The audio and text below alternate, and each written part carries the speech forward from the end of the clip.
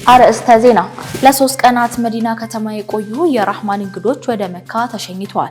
በማንያማር በአስቸጋሪ ሁኔታ ውስጥ የነበሩ 90 ኢትዮጵያውያን ወደ ሀገራቸው ተመለሱ። ኢትዮጵያ የሳይበር ደህንነት ምህዳርን የሚያጠናክሩ ቁልፍ የዲጂታል መሰረተ ልማቶች መገንባቷ ተገለጸ። እስራኤል ዛሬ ባደረሰችው ከባድ የቦምብ ድብደባ ከ50 በላይ ንጹሃን ፍልስጤማውያን መሞታቸው ተገለጸ። በኤዥያ አዲስ የኮቪድ-19 ስርጭት መቀስቀሱ ተሰምቷል።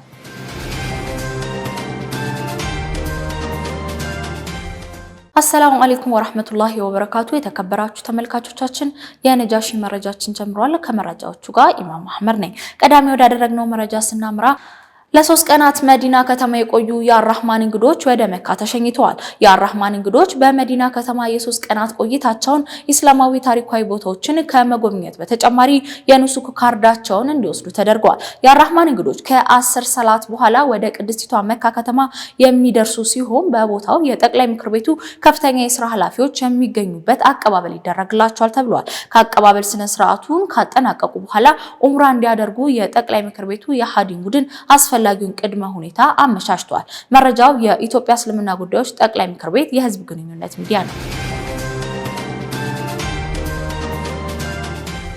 በማንያማር በአስቸጋሪ ሁኔታ ውስጥ የነበሩ 90 ኢትዮጵያውያን ወደ ሀገራቸው ተመለሱ። በማንያማር በአስቸጋሪ ሁኔታ ውስጥ የነበሩ 90 ኢትዮጵያውያን ከማንያማር ወደ ታይላንድ እንዲዘዋወሩ በማድረግ ወደ ሀገራቸው እንዲመለሱ ተደርገዋል። የውጭ ጉዳይ ሚኒስቴር በህንድ በሚገኘው የኢትዮጵያ ኤምባሲ በኩል በማንያማር በአስቸጋሪ ሁኔታ ውስጥ የሚገኙ ሌሎች ኢትዮጵያውያን ወደ ሀገራቸው ለመመለስ ጥረት እያደረገ ይገኛል። መንግስት በዚህ አጋጣሚ በድጋሚ ህብረተሰቡ በህገወጥ የሰዎች አዘዋዋሪ ሐሰተኛ ቅስቀሳ ተታለው የስራ ስምሪት ውል ወዳልተፈጸመባቸው ሀገራት ከሚደረጉ እንቅስቃሴዎች እንዲቆጠብም እያሳሰበ ነው። የውጭ ጉዳይ ሚኒስቴር በማንያማር በአስቸጋሪ ሁኔታ ውስጥ የነበሩ ዜጎች እንዲመለሱ ባደረገው ያላሳለሰ ጥረት ከአሁን በፊትም ሌሎች ኢትዮጵያውያን ወደ ሀገራቸው እንዲመለሱ መደረጉም ይታወቃል። መረጃው የውጭ ጉዳይ ሚኒስቴር ነው። ኢትዮጵያ የሳይበር ደህንነት ምህዳርን የሚያጠናክሩ ቁልፍ የዲጂታል መሰረተ ልማቶችን መገንባቷ ተገለጸ። ኢትዮጵያ የሳይበር ደህንነት ምህዳርን የሚያጠናክሩ ቁልፍ የዲጂታል መሰረተ ልማቶችን መገንባቷን የኢንፎርሜሽን መረብ ደህንነት አስተዳደር ዋና ዳይሬክተር ትዕግስት ሐሚድ ገልጸዋል። በምስራቅ አፍሪካ የመጀመሪያ የሆነው የኢትዮጵያ ቴክኖሎጂ ኤክስፖ በአዲስ ዓለም አቀፍ ኮንቬንሽን ማዕከል በይፋ ተከፍቷል። የኢንፎርሜሽን መረብ ደህንነት አስተዳደር ዋና ዳይሬክተር ትዕግስት ሐሚድን በዚህ ወቅት ቴክኖሎጂ የሁሉ ነገር መሰረት እየሆነ መምጣቱንም ተናግረዋል። ኢትዮጵያ ነባራዊ ሁኔታ በቅጡ መገንዘብና ቴክኖሎጂ ለሀገር ሁለንተናዊ ልማት ያለውን ፋይዳ በመረዳት ዲጂታል መሰረተ ልማቶች እያስፋፋች ነው ብላለች። ብሔራዊ ዲጂታል መታወቂያ 5 ሚሊዮን ኮርደስ የስልጠና ኢኒሼቲቭ እንዲሁም የመንግስት አገልግሎቶች ወደ ዲጂታል የማስገባት ስራዎች እየተከናወኑ እንደሚገኝም አንስተዋል። የሳይበር ደህንነት ማረጋገጥ የሚያስችል ቁልፍ የዲጂታል መሰረተ ልማት መገንባታቸውን ያነሱት ዋና ዳይሬክተሯ በስማርት ሲቲ ግንባታ በሌሎች ሀገራት ምሳሌ የሚሆኑ ተግባራት እየተከናወኑ ነው ብለዋል። አካታች ኢኮኖሚን ለመገንባትና አገልግሎት አሰጣጥን ለማዘመን ቴክኖሎጂ የማይተካ ሚና እንዳለውና ይህ የበለጠ ማሳደግ ላይ በትኩረት እየተሰራ መሆኑንም ገልጸዋል። የተባበሩት አረብ ኤምሬት የሳይበር ደህንነት ካውንስል ሊቀመንበር ዶክተር መሐመድ አልኳቲ በበኩላቸው ቴክኖሎጂ ዓለምን የመቀየር ትልቅ አቅም እንዳለውም አንስተዋል። የሳይበር ደህንነት ማረጋገጥ የብሔራዊ ደህንነት ሉዓላዊነት ማረጋገጥ መሆኑን ጠቅሰው በዚህ ላይ ሀገራት በትኩረት ሊሰሩ ይገባልም ብለዋል። ከቴክኖሎጂ እድገት ጋር ተያይዞ የሚከሰቱ የሳይበር ደህንነት ስጋቶችን ለመቀነስ ትብብር ማጠናከር ተለዋጭ የሳይበር ደህንነት ስጋትን ታሳቢ ያደረገ አቅም ለመገንባት ወሳኝ እንደሆነም ጠቁመዋል። የቴክኖሎጂ ኤክስፖ እስከ ግንቦት 10 2017 የሚቆይ ሲሆን የበርካታ ሀገራት ግዙፍ የቴክኖሎጂ ኩባንያዎች ከ10,000 በላይ ተሳታፊ እንደሚሆኑም ተነግሯል። የሱዳን የኤሌክትሪክ ኃይል አቅራቢ በፈጥኖ ድራሽ ኃይሎች በሁለት የኃይል ማዕከሎች ላይ በተፈጸመ የድሮን ጥቃት የእሳት አደጋ መከሰቱን ተከትሎ በካርቱም የኤሌክትሪክ ኃይል እንደተቋረጠ ተገልጿል። ዝርዝሩን ሀያት ከማል አሰናድተዋለች። በሱዳን ዋና ከተማ ካርቱም የኤሌክትሪክ ኃይል መቋረጥ አጋጥሟል። የሱዳን የኤሌክትሪክ ኃይል አቅራቢ በፈጥኖ ደራሽ ኃይሉ በሁለት የኃይል ማዕከሎች ላይ በተፈጸመ የድሮን ጥቃት የእሳት አደጋ መከሰቱንና በካርቱም የኤሌክትሪክ ኃይል እንደተቋረጠም ተገልጿል። የፈጥኖ ደራሽ ኃይሉ የድሮን ጥቃቶች በአልማርኪያት ሰብስቴሽንና በኦምዱርማን ከተማ ባለ የኃይል ማሰራጫ ላይ እንደተፈጸመም ተዘግቧል። እሳቱን ለማጥፋት የማህበረሰብ ጥበቃ ኃይሎች ጥረቶችን እያደረጉ ነው። ስለደረሰው ውድመትም ምርመራ ይጀመራል ተብሏል። የሱዳን የፈጥኖ ደራሽ ኃይል ዋና ከተማዋን ካርቱምን በሱዳን ጦር ከተነጠቀ በኋላ በቅርቡ በሀገሪቱ ብዙ ቦታዎች የድሮን ጥቃቶችን እየፈጸሙ ይገኛሉ።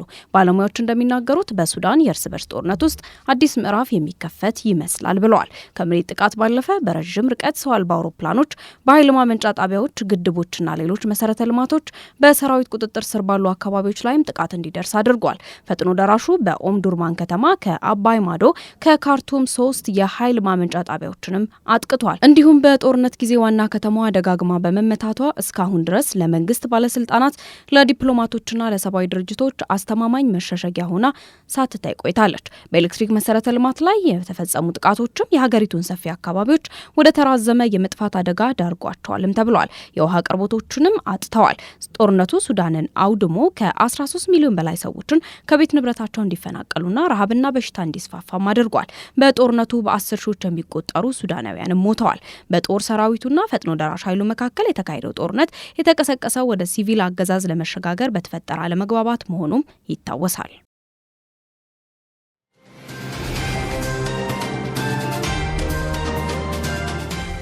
የነጃሺ መረጃችን አሁንም እንደቀጠለ ነው። እስራኤል ዛሬ ባደረሰችው ከባድ የቦምብ ድብደባ ከ50 በላይ ንጹሃን ፍልስጤማውያን መሞታቸው ተገለጸ።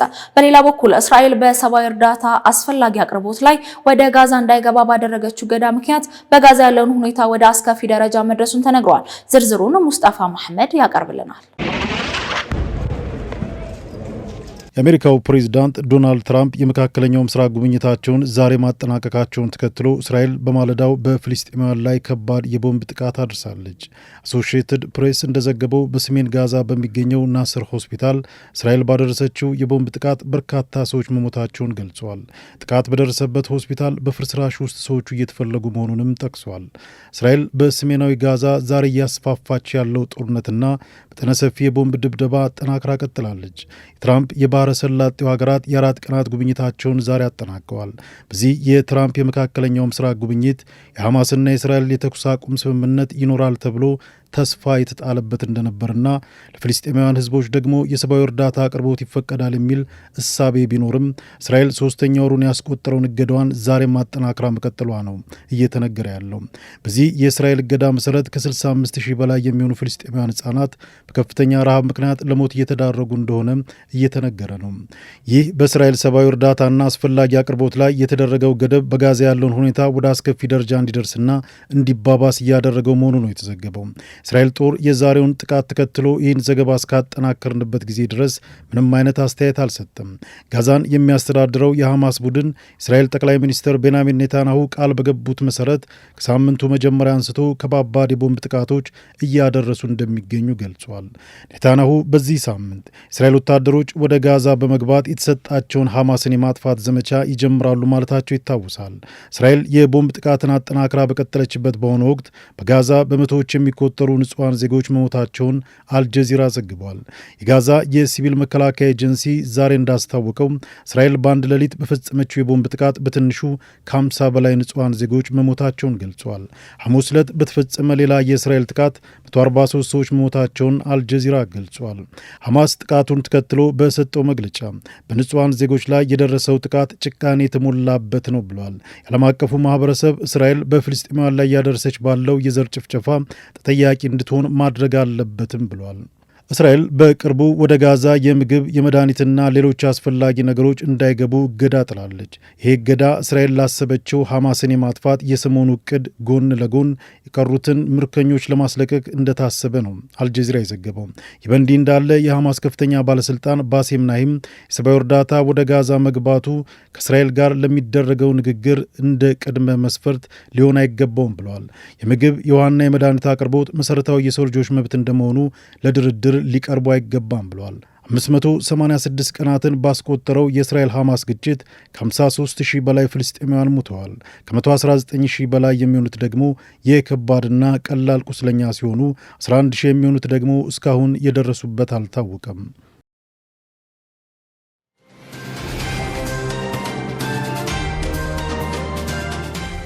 ተመልሰናል። ትራምፕ ከተባበሩት አረብ ኤምሬት ጋር የ179 ቢሊዮን ዩሮ ስምምነት ተፈራረሙ።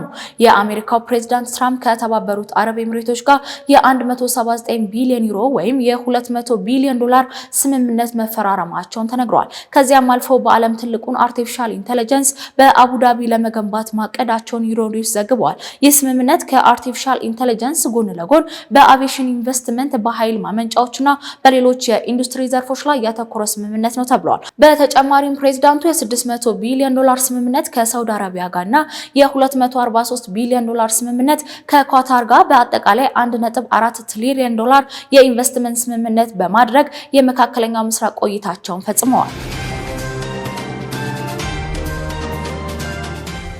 በኤዥያ አዲስ የኮቪድ-19 ስርጭት መቀስቀሱ ተሰምቷል። በሆንግ ኮንግ እና በሲንጋፖር በተቀሰቀሰው የኮሮና ቫይረስ ስርጭት ሳቢያ ባለስልጣናት ህዝቦቹን የኮሮና ክትባት እንዲወስዱና በርካታ ቁጥር ያላቸው ሰዎች አንድ ቦታ ላይ እንዳይሰባሰቡ እያስጠነቀቁ ይገኛል። ዝርዝሩን ዙበይዳ ሐሰን አዘጋጅተዋለች። በአህጉረ ኤዥያ አዲስ የኮቪድ-19 ወረርሽኝ መከሰቱ ተሰምቷል። በሆንግ ኮንግና በሲንጋፖር የሚገኙ የጤና ባለስልጣናት በኮቪድ-19 ወረርሽኝ ላይ ከፍተኛ ጭማሪ በመታየቱ በእስያ ውስጥ በሚገኙ በርካታ ክልሎች ተገቢውን ጥንቃቄ እንዲያደርጉ ማስጠንቀቂያም ሰጥተዋል። በሆንግ ኮንግ የጤና ጥበቃ ማዕከል ተላላፊ በሽታ ቅርንጫፍ ኃላፊ የሆኑት አልበርት አው እንደተናገሩት በአሁኑ ጊዜ በከተማ ውስጥ ያሉ የኮቪድ-19 እንቅስቃሴ በጣም ከፍተኛ ሆኗል። በቫይረሱ የተያዙ ሰዎችም የትንፋሽ ናሙናቸው የበሽታውን ስርጭት ያሳያልም ብለዋል። በሆንግ ኮንግና በሲንጋፖር በሚገኙ የጤና ባለስልጣናት እንዳስታወቁት በኤዥያ ውስጥ ከባድ ጉዳትና የሟቾችን ቁጥር ከፍተኛ ደረጃ ላይም ደርሷልም ብለዋል። በተያዘው የፈረንጆቹ ሜይ ወር ውስጥም በኮሮና ቫይረስ ከፍተኛ የጤና ጉዳት የደረሰባቸው 31 ሰዎችም መመዝገባቸውም ተነግሯል። በአሁኑ ሰዓት የተከሰተው አዲሱ የኮሮና ቫይረስ ወረርሽኝ ባለፉት 2 ዓመታት ውስጥ ከታዩት ትላልቅ ወረርሽኞች ያን ያህል ከባድ ባይሆንም ነገር ግን የቫይረሱ እየተስፋፋ ያለበት መጠን አሳሳቢ እንደሆነም ተነግሯል። በእስያ በምትገኘው ከ6.4 ሚሊዮን በላይ የህዝብ ቁጥር ባላት ሲንጋፖር በኮቪድ-19 ወረርሽኝ መጨመር እየተዘገበ ይገኛል። የሀገሪቱ የጤና ጥበቃ ሚኒስቴር በያዝነው ግንቦት ወር በቫይረሱ የተያዙ ዜጎች ቁጥር በ28 በመቶ ጭማሪ አሳይቶ ወደ 14200 ሰዎች በቫይረሱ ተይዘው ይገኛሉም ብሏል። በኮቪድ-19 ምክንያት ወደ ሆስፒታል የገቡ ሰዎች መጠንም በ30 በመቶ መጨመሩም ተዘግቧል። በመላው እስያ የኮቪድ-19 ወረርሽኝ ከጊዜ ወደ ጊዜ እየጨመረ በመምጣቱ የጤና ባለሙያዎች ህብረተሰቡ የክትባት ወቅታዊ መረጃዎችን እንዲከታተል እያሳሰቡም ይገኛሉ። በተለይም ለበሽታው ተጋላጭ የሆኑ ሰዎች ተጨማሪ መጠን ያለው ክትባት እንዲወስዱ መክረዋል። በተለይም በአሁኑ ሰዓት እየተቀየረ ያለው የአየር ሁኔታ የቫይረሱን ስርጭት ይበልጥ ሊያፋጥነው ይችላል የሚል ስጋታቸውንም አጋርተዋል።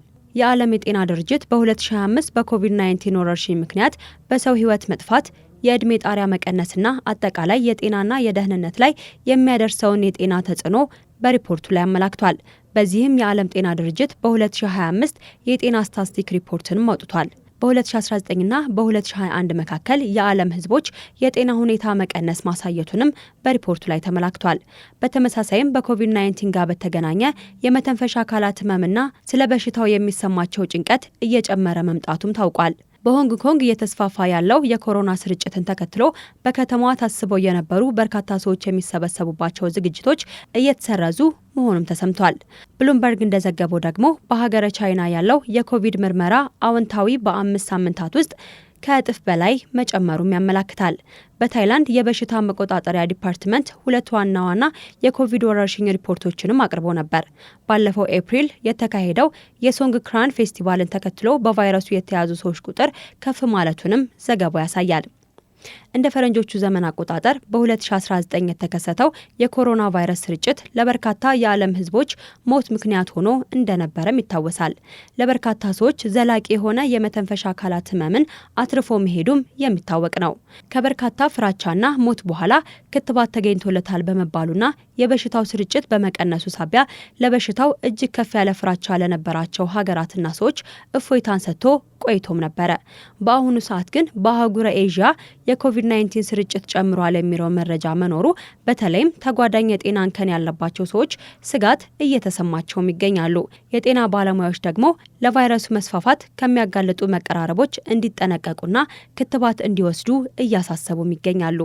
መረጃው የኢንዲያን ቱዴይ፣ ዘ ኢኮኖሚክ ታይም ኒውስፔፐር እና አፍሪካን ኒውስ ነው።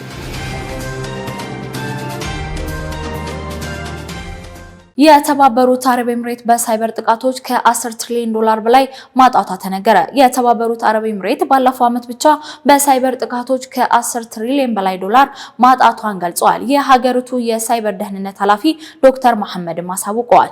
በእውነቱ እንደገለጹት የሳይበር ደህንነት ሁልጊዜም ሊጠበቅ የሚገባ ነው ብለዋል። በሳይበር ምህዳሩ የሚስተዋሉ ጥቃቶች ቅጽበታዊ ናቸው ያሉት ኃላፊው የተባበሩት አረብ ኤምሬት ባለፈው ዓመት ብቻ በሳይበር ጥቃቶች ከ10 ትሪሊዮን ዶላር በላይ እንዳጡም ገልጸዋል። ከችግሮች ለመላቀቅ በዘርፉ ከፍተኛ ኢንቨስትመንት ስራ እየሰሩ መሆኑንም አሳውቀዋል። የሳይበር ደህንነት ሁልጊዜም ልንጠብቀው የሚገባ በደም ውስጥ ያለ የልብ ምት በመሆኑ ለዚህም ጥቃቶች እንዴት ምላሽ መስጠት እንደሚቻል መዘጋጀት አስፈላጊ ነው ሲሉም ተደምጠዋል። የምንኖረው በጂኦፖለቲካዊ ለውጥ ግጭቶች በዙሪያችን በተንሰራፋበት ጊዜ ነው። ለዚህም ወሳኝ የሆኑ መሰረተ ልማቶችን በማስፋፋት የሳይበር ደህንነት መጠበቅ ይገባናል ሲሉም ተደምጠዋል። በብዙ ዘርፎች ላይ አብረን መስራት ለሁላችንም በጣም አስፈላጊ ነው ያሉት ኃላፊው ይህንን አጋርነት በማጎልበት ፖሊሲዎችን መገንባት አለብን ሲሉም ተናግረዋል። በተጨማሪም የሳይበር ጥቃቶች ድንበር ተሻጋሪ በመሆናቸው መተባበር ካልቻለን ከዚህ አንዱንም ማሳካት አንችልም ብለዋል። እንደ ዶክተር መሐመድ አልኳይት ገለጻ ከሆነ አሁን ሁላችንም ጠንክረን ልንሰራ ልናሳካው የሚገባ በአስተዳደር በፖሊሲዎችና ሕጎች ማሻሻያ በትራንስፎርሜሽን ማረጋገጥ ላይ ነው ብለዋል። በአሁኑ ወቅት የሰው ሰራሽ አስተውሎ ለሰናይና ለእኩይ ተግባራት እየዋሉ መሆኑን የሀገሪቱ ሉዓላዊነት ለማስጠበቅ የበለጠ አገልግሎት ላይ መዋል እንደሚገባም አንስተዋል። በመጨረሻም የቴክኖሎጂ መሰናዶዎቻችንን የምናደርስበት ሰዓት ላይ እንገኛለን። ሀያት ከማል ታቀርብልናለች። በሰው ተክለ ሰውነትና ባህር የሚሰሩ ሮቦቶች ሂዩማኖይድ ዝነኛ እየሆኑ መጥተዋል። ጂዋን ከነዚህ አንዱ ሲሆን የተሰራው በቻይና ተቋም ዩኒትሪ ነው። በጀርመን ሃኖቨር የሚገኘው ይህ ሂዩማኖይድ ሮቦት 130 ሴንቲሜትር ይረዝማል። ከሌሎች ሮቦቶች አንጻር ዋጋው ተመጣጣኝ ነው ይባላል። የሰውነት እንቅስቃሴው ቀልጣፋነት በብዙዎች አድናቆትም ተችሮታል። ይደንሳል፣ ማርሻል አርትም ይችላል። ጂዋን ቁጥጥር የሚደረግ በርቀት ላይ ካለ ባለሙያ ነው። ባለሙያው ፔድሮ ዠንግ ይባላል። ጂዋን የሚገዙ ሰዎች ሮቦቱን በፈለጉት መንገድ ያዋቅራሉ። ጂዋን እንደ ሌሎች ሮቦቶች አይደለም። ሰላምታ ሲሰጠው ይጨብጣል፣ ከወገቡ ዝቅ ብሎም ሰላምታ ያቀርባል። ከተጋጨም ይቅርታ ይጠይቃል። እንደ ዩኒትሪ ያሉ ብዙ ተቋማት ሂዩማኖይድ ሮቦቶች ይሰራሉ። ሂዩማኖይድ ሮቦቶች ከስራ እረፍትና የደሞዝ ጭማሪ የማይጠይቁ ሰራተኞች ናቸው። ሂዩማኖይድ ሮቦቶች ገና ከፍተኛው የልህቀት ደረጃ ላይ አልደረሱም ይሆናል። አሁንም በባለሙያዎች ቁጥጥር እየተደረገባቸው ነው የሚንቀሳቀሱት። ምግብ ቤት ውስጥና በሌላም ቦታ እንዲሰሩ ማድረግ ፈታኝ ይሆናል። ሂዩማኖይድ ሮቦቶች ጠንካራ መሆናቸው ጠቀሜታ ቢኖረውም ድንገት ሰዎች ቢወድቁ ጉዳት ሊያስከትሉም ይችላሉ። ማሽኖቹን የሚቆጣጠር የሰው ሰራሽ አስተውሎት በአግባቡ መበልጸግም ይጠበቅበታል። የዩኒትሪ ቃል አቀባይ የሰው ሰራሽ አስተውሎት ልህቀት ገና የምንፈልገው ደረጃ አልደረሰም፣ ሮቦቶችም ምክንያትን በተወሰነ ደረጃ ቢረዱም ገና ውስብስብ ሀሳብን መገንዘብ ላይ አልደረሱም ይላሉ። ጂዋን አሁን ላይ በጥናት ዘርፍ ነው ጥቅም ላይ የሚውለው። ሂዩማኖይድ ሮቦቶች በብዛት በፋብሪካ ውስጥ መስራት በሚችሉበት መንገድ ነው እየተገነቡም ያሉት። የኤሎን መስክ ተቋም ኦፕቲመስ የተባለው ሂዩማኖይድ ሮቦትን እየገነባ ይገኛል። በብዙ ሺዎች የሚቆጠሩ ተመሳሳይ ሮቦቶች ይሰራሉ፣ ጠቃሚ ስራም ያከናውናሉ ሲል መስክ ከወራት በፊት ተናግሯል። ከቴስላ መኪና አምራች ውጪ ሌሎች ተቋሞችም ተመሳሳይ ሙከራ እያደረጉ ነው። BMW በአሜሪካ ፋብሪካው ሂዩማኖይድ ሮቦቶችን አስገብቷል። የደቡብ ኮሪያው ሂዩማኖይድም በ10 ሺዎች የሚቆጠሩ ሂዩማኖይድ ሮቦቶችን ከቦስተን ዳይናሚክስ አዟል። የኤስቲአይኪው መስራቾች ቶማስ አንደርሰን እንደሚለው 49 ተቋማት ሂዩማኖይድ ሮቦቶችን እየገነቡ ነው። ሂዩማኖይድ ሮቦቶች እጅና እግር ያላቸው ሲሆን በጎማ እየተሽከረከሩም የሚጓዙ ሂዩማኖይድ ሮቦቶች የሚሰሩ ተቋማት ደግሞ 100 ይደርሳሉ። የቻይና ተቋማት ገበያውን ይቆጣጠራሉ ተብሎም ይታመናል። በቻይና ከፍተኛ ፍላጎት አለ፣ ጥናትና ምርምር በስፋት የሚደረግበት አገርም ነው ይላል። ዩኒትሪ የሰራው ሮቦት $16,000 ይሸጣል። ሂዩማኖይድ ሮቦቶች ላይ ከተደረገ ኢንቨስትመንት 60 በመቶ በእስያ መሆኑን ቶማስ ያስረዳል። የተቀረው ኢንቨስትመንት ያለው በአሜሪካ ውስጥ ነው። በቻይና ሻንጋይ በመንግስት የሚደገፍ ሂዩማኖይድ ሮቦቶች ማሰልጠኛ ተቋምን ተከፍቷል። በጣም ውስብስብ የሆነ ድርጊት እንዴት መፈጸም እንደሚቻል ሂዩማኖይድ ሮቦቶቹ ይማራሉ። በብሪስትል የሚሰራው በርን ፒርስ ኪንሲ የሚባል ተቋም አለ። KR1 የተባለ ሮቦትን የሚያመርተው ሮቦቱ በዩናይትድ ኪንግደም ቢሰራም በጅምላ የሚመረተው እስያ ነው። የአውሮፓና አሜሪካ ተቋሞች የእስያን ተቋሞች መግዛት ይጠበቅባቸዋል። ሞተር ወይም ባትሪ ብቻ ቢገዛ ሌላው ግብአት ስለማይኖር ሁሉንም ጠቅልሎ መግዛት የግድ ይሆናል። ስለዚህ ወደ እስያ እንሄዳለን ይላል በርን። ዋጋቸው ርካሽ እንዲሆንም በእስያ መሰራታቸው ይረዳል። KR1 ሮቦቶች እግር የላቸውም። እግር መጨመር ተጨማሪ ወጪ ያስፈልጋል። ያለ እግር ሮቦቱ እየተሽከረከረ መንቀሳቀስ ይችላል ይላል ባለሙያው። በኤሌክትሪክ ሳይክል ላይ ያለውን ጎማ የሚመስል ጎማ ለሮቦቱ ይገጠምለታል። ሁለቱ ሂዩማኖይድ ሮቦቶች ተቋማት ፉክክር ውስጥ ናቸው። በሮቦቶቹ መካከል ያለው ልዩነት የሚወሰነው የትኛው የሮቦት አይነት ከሰዎች ጋር መስራት የሚያስችለው መተግበሪያ ተገጥሞለታል የሚለው ሲፈተሽ ነው። በቀላሉ አገልግሎት የሚሰጥ ሮቦት ነው የምንሰራው። የፋብሪካ ሰራተኛ በሁከት ሰዓት ውስጥ እንዴት ሮቦቱን መጠቀም እንደሚችል ይማራል ይላል በርን። KR1 የሰዎችን ስራ በ20 ወይም 30 እጥፍ አሻሽሎ ይሰራል። ሮቦቶች ከፋብሪካ አገልግሎት ወጥተው በየቤታችን የሚገቡበት ቀን እምብዛም እንደማይርቅ ባለሙያዎቹ ግምታቸውን ያስቀምጣሉ።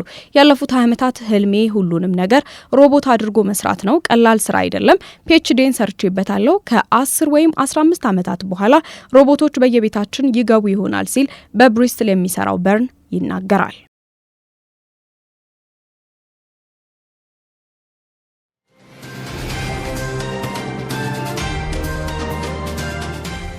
ለሰዓቱ የነበረን የነጃሺ መረጃ ይመስል ነበር። ከመረጃዎቹ ጋር ኢማም መሐመድ ነበርኩ። ወሰላሙ አለይኩም ወራህመቱላሂ ወበረካቱ።